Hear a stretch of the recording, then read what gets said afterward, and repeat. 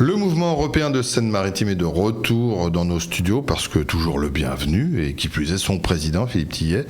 Europe de circonstances, oui, parce que l'actualité va être de plus en plus prégnante autour de l'Europe. Élection oblige en 2024 et puis parce que on ne peut pas ne pas parler au sein de votre mouvement sans évoquer cette triste nouvelle. Rouen ne sera pas la ville capitale européenne de l'Europe en 2028. Philippe Tillet, bonjour. Bonjour. C'est une triste nouvelle.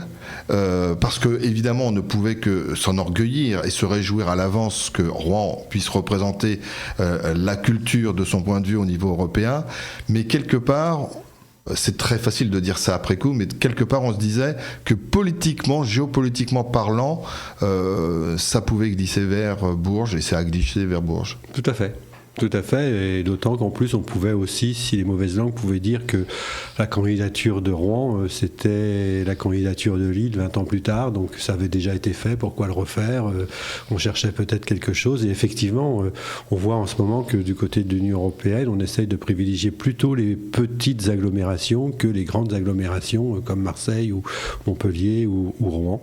Donc en fait effectivement c'est une réponse, on peut imaginer qu'on aurait préféré avoir la réponse positive, mais en même temps, et le maire président de la métropole, Nicolas Maillard-Rossignol, l'a redit vendredi soir, il rassemblait tous ceux qui avaient participé à l'élaboration du projet, et là il a un discours très très fort sur il faut rebondir sur cette étape, en fait en faire une étape sur le fait qu'il faut inscrire davantage l'agglomération rouennaise, le territoire séno-marin, la vallée de Seine, dans l'espace européen, et que c'était un vrai enjeu.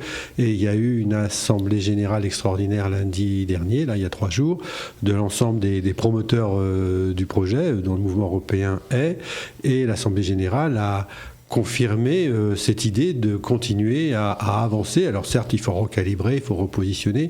Ils se sont donné 3 mois. Moi, parce que j'étais pas ce jour-là, donc l'Assemblée générale s'est donné 3 mois pour déposer un nouveau pour formuler un nouveau projet, pas le déposer, le formuler et se mettre au travail. Et ils nous ont promis qu'ils viendraient nous en parler sur cette antenne. Encore un mot, on parlait des villes ou des communes moins importantes qui légitimaient le choix des membres du jury européen. C'est parce que en milieu rural ou urbain, enfin entre les deux, on pense moins à l'Europe, on vote moins à l'Europe. C'est surtout effectivement, c'est que l'Europe elle peut donner le sentiment d'être moins présente, parce que dans les milieux ruraux, on voit les institutions à travers les représentants élus. Le conseiller général, on le voit, le maire, on le voit, le député, il a sa permanence, député national. Par contre, le parlementaire européen, il y en a beaucoup moins.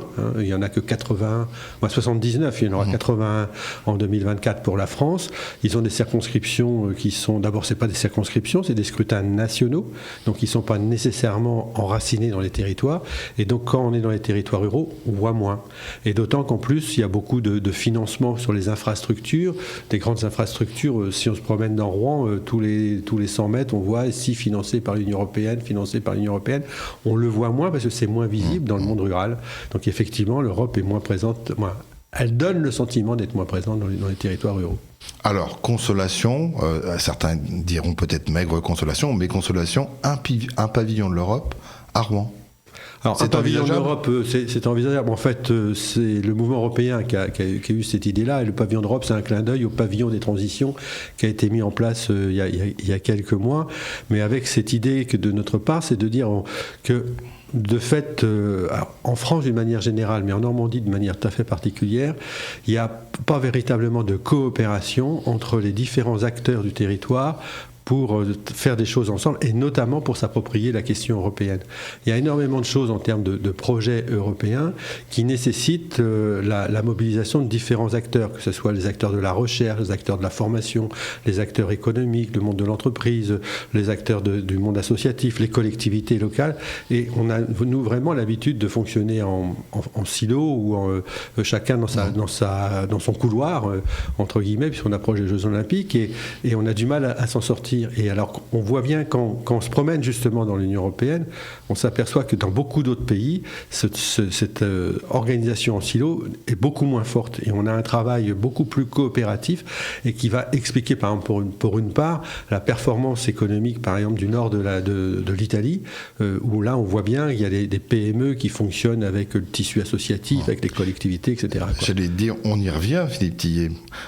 Mouvement coopératif, les entreprises, les élus et les associations. Le tissu associatif, oui. Donc on y retourne. C'était quelque chose que vous preniez en tant que président d'une ancienne association.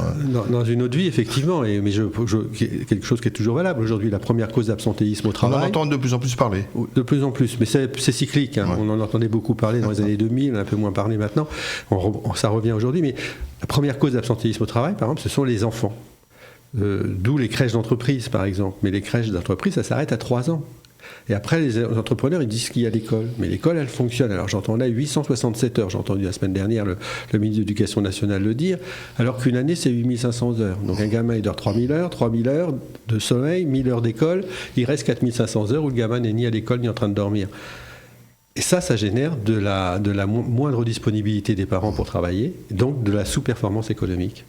Je reviens à votre mouvement, au pavillon de l'Europe, et aussi au fait que vous avez 3 éléments sur lesquels vous misez, c'est-à-dire qu'on parle d'une maison de l'Europe, bah oui, il y en a une, mais elle est au Havre. Il y a aussi en fait se dire que autour des maisons de l'Europe, il y a peut-être des actions qui sont relativement limitées, et puis aussi c'est le fait qu'il manque à l'échelle de la métropole et du département un espace qui soit véritablement un espace de rencontre. Tout à fait, c'est-à-dire les maisons de l'Europe, c'est très bien. D'abord, la maison de l'Europe qui est au Havre, c'est la maison de l'Europe de Seine-Maritime, simplement son siège social est au Havre, et l'essentiel de ses activités sont au Havre, mais en même temps, il y a une limite congénitale, je dirais, des maisons de l'Europe, c'est que leur cahier des charges défini par la Fédération nationale des maisons de l'Europe, c'est que les maisons de l'Europe sont un lieu d'information des citoyens sur les questions européennes. Donc son objet est assez limité, c'est l'information des citoyens.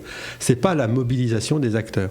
Et nous, ce qui nous semble qui est vraiment important, ce que je l'ai évoqué tout à l'heure, c'est qu'il faudrait trouver un espace, alors qu'il soit matériel, pas matériel, qui permette, qu'il soit un lieu de rencontre entre les différents acteurs qui constituent le territoire, pour que, en fait, on aide le territoire séno-marin et la métropole en particulier à s'inscrire davantage dans l'espace européen, qu'on réponde ensemble éventuellement à des appels à projets, qu'on organise des colloques régulièrement sur où on a le point de vue des entreprises, le point de vue des chercheurs, le point de vue des professionnels de santé, en fait de tous les gens ou tous les acteurs qui comptent sur les territoires, et que les territoires, c'est effectivement, ce que j'ai l'habitude de rappeler, mais un territoire, c'est des collectivités, c'est des entreprises, c'est des associations, les administrations qui accompagnent tout ça, et les citoyens.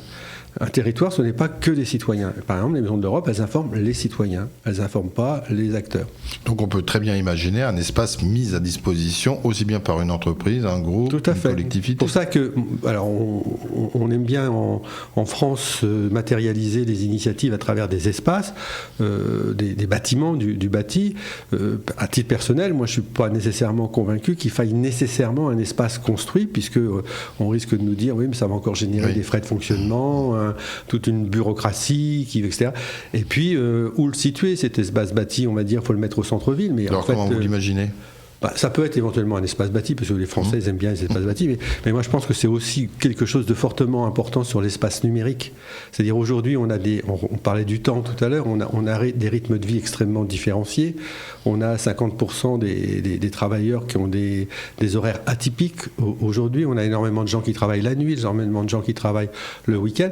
Et comment ils pourraient participer à cette dynamique comme celle-ci en étant, notamment, travaillant sur les espaces numériques. Les espaces numériques ont l'avantage d'être ouverts 24h/24 et accessibles de partout.